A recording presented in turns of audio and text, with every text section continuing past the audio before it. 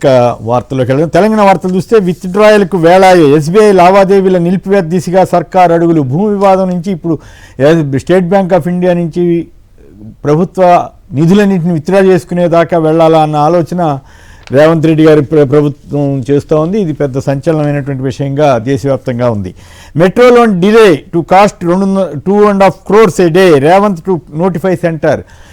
CM గారు ఢిల్లీ వెళ్ళారు. ఆయన ఈ మెట్రోకి సంబంధించినటువంటి ఇష్యూలో కానీ రుణం ఇచ్చేలాగా అంటే రుణాన్ని ఆపారు కేంద్రం ఆపిందనేది రేవంత్ రెడ్డి గారి ఆరోపణ.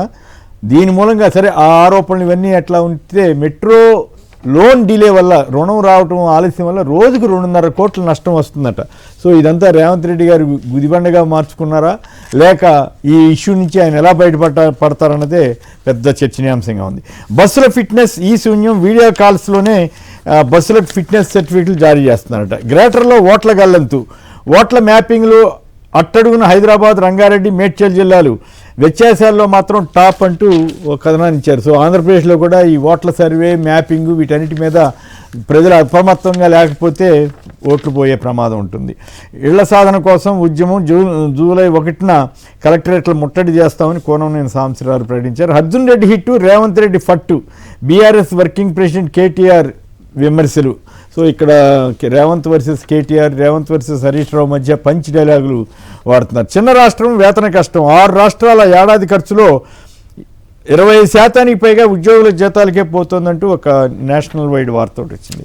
ఇక ఏపీ వార్తల్లోకి వెళ్తే గ్రామానికో యోగా కేంద్ర. ఇంటింటికి యోగా, సంపూర్ణ ఆరోగ్యమే లక్ష్యం అన్న చంద్రబాబు గారు, మంత్రులు వీళ్ళందరూ. చాలా తమాషాగా ఉంది కదా.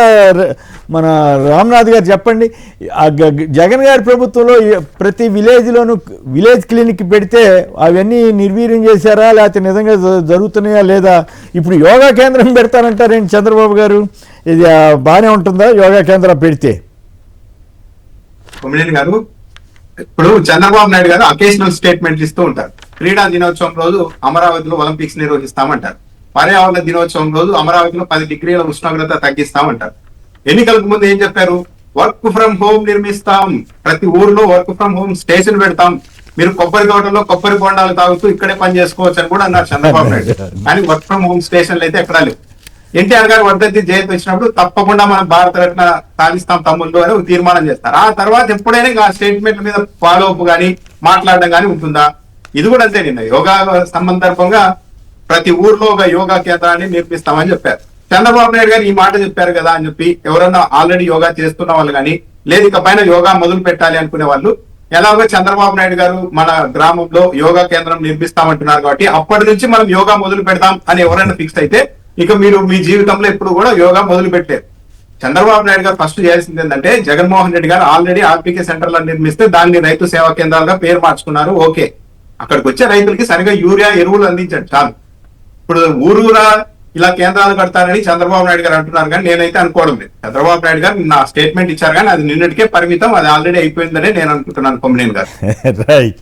కృష్ణ చైతన్య విద్యా సంస్థలపై కక్ష సాధింపు. 6 కాలేజీల్లో అర్ధరాత్రి వరకు ఇంటర్ బోర్డు అధికారులు తనిఖీలు. డిఎస్సిపై ప్రశ్నిస్తున్నందుకే పర్వతరెడ్డి చంద్రశేఖర్ రెడ్డి వైసీపీ ఎమ్మెల్సీకి సంబంధించిన కుమారుడు కృష్ణ చైతన్య ఆయన విద్యా సంస్థలపై దాడులు చేస్తున్నారని మరో వైసీపీ ఎమ్మెల్సీ లేళ్ల అప్పిరెడ్డి గారు విమర్శించారు. 2 ఏళ్ల ప్రోగ్రెస్ రిపోర్ట్ ఇస్తారట. వాళ్ళ నుంచి ఏపీ ప్రభుత్వం ప్రచారం అయిపోయింది, ఇప్పుడు సభలైపోయాయా మరి ఇప్పుడు ఈ ప్రోగ్రెస్ రిపోర్టు ఇస్తారట. తర్వాత రొయ్యల ఎగుమతి కేంద్రంలో అమోనియా లీక్. తమిళనాడులో 2 మహిళా కార్మికులు మరణం.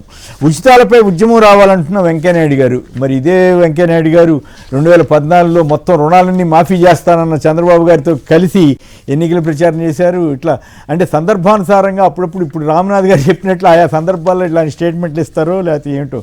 వెంకయ్యనాయుడు గారు మరి అప్పుడు ఎందుకు చేశారు ఇప్పుడు ఎందుకు చేయలేదో అర్థం కాదు. పంచాయతీలకు ఆర్థిక కష్టాలు. 1000 కోట్ల విడుదలలో జాప్యంతో పాలనకు ఇబ్బందులు వస్తున్నాయని చెప్పి ఎల్లో మీడియా రాసింది. మరి పవన్ కళ్యాణ్ గారి మీద కూడా అప్పుడప్పుడు రాస్తున్నారా ఏంటి? పంచాయతీలు అన్నీ బ్రహ్మాండంగా చేస్తున్నామని ఆయన చెప్తుంటే ఎల్లో మీడియానే పంచాయతీలకు ఆర్థిక కష్టాలని రాస్తున్నారు. రూరల్ డిస్కమ్ను రద్దు చేయాలి. వ్యవసాయ గ్రామీణ ప్రజలపై విద్యుత్ భారం మోపొద్దన్న సిపిఎం రాష్ట్ర కార్యదర్శి శ్రీనివాసరావు. కార్పొరేట్ల లూటీకి అరికట్టే దమ్ము పవన్కు ఉందా? ఆయా శాఖలు పనిచేయక ప్రజలకు శాపంగా మారాయన్న సిపిఎం కార్యదర్శి శ్రీనివాసరావు. సర్వే గుబులు ఈ రాష్ట్ర వ్యాప్తంగా ఇది ఒక పెద్ద సమస్యగా ఉంది. దూర విద్యను దూరం చేద్దాం, ఆర్థికంగా దెబ్బతీద్దామంటూ ఆంధ్ర విశ్వవిద్యాలయంపై చంద్రబాబు సర్కార్ కుట్ర పన్నుతోందంటూ ఓ కథనాన్ని ఇచ్చారు. ఇక ఇవాళ మనం కమింగ్ అప్ ఇచ్చిన వార్తల్లోకి వెళదాం. పక్కా ప్లాన్, సూత్రధారులు ఎస్కేప్, ఒక సీఐనే బాధ్యుడిని చేసి పోలీసు పెద్దలను తప్పించేలా కుట్ర, ఇందుకు తగ్గట్టుగానే బాధితుల నుంచి ఫిర్యాదు స్వీకరణ, అదే దిశగా కొనసాగుతున్న దర్యాప్తు. సో ఓవరాల్గా చూస్తున్నప్పుడు మరోవైపు హలో ఇండియా ఆంధ్రప్రదేశ్లో బేతావహ పాలన సాగుతోందని జగన్ గారు వ్యాఖ్యానించారు. ఇంకోవైపు విచిత్రంగా ఎల్లో మీడియా కానీ కొంతమంది సిఐ నాగరాజుకి జేజేలు చెప్పారని ప్రముఖంగా వేస్తున్నారంటేనే దాని అర్థం ఊహించుకోవచ్చు.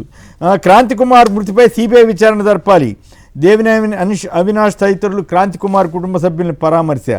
సాయికృష్ణ ఘటనపై సిబిఐతో విచారణ జరిపించాలన్న మాజీ మంత్రి పేరు నాని. దళిత మహిళ లాకప్ డెత్పై ప్రత్యక్ష సాక్షి వాంగ్మూలం తీసుకోండి, మేజిస్ట్రేట్కు హైకోర్టు ఆదేశం. కర్నూలు జిల్లాలో జరిగిన గంగమ్మ మృతిపైన కబ్జాదారులకు జనసేన అండ. సో అలాగే విశాఖ నుంచి అమరావతికి మ్యారిటైమ్ బోర్డు తరలించాలని ఆదేశాలు ఇచ్చారని వార్త వచ్చింది.